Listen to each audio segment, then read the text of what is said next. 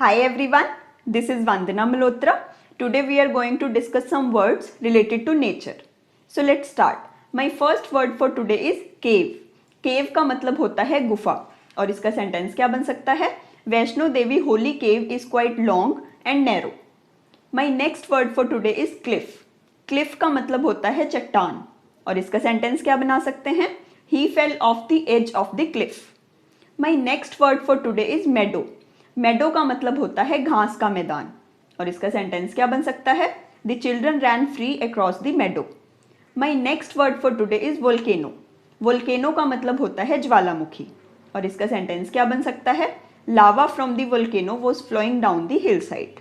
My last word for today is countryside. Countryside का मतलब होता है ग्रामीण इलाका या गाँव का एरिया और इसका सेंटेंस क्या बन सकता है? He got sick of his big city life and moved to a little village in the countryside. ये थे हमारे कुछ नेचर रिलेटेड वर्ड्स. आने वाली वीडियोस में हम और इम्पोर्टेंट वर्ड्स डिस्कस करेंगे. Till then please subscribe my channel. Thank you very much.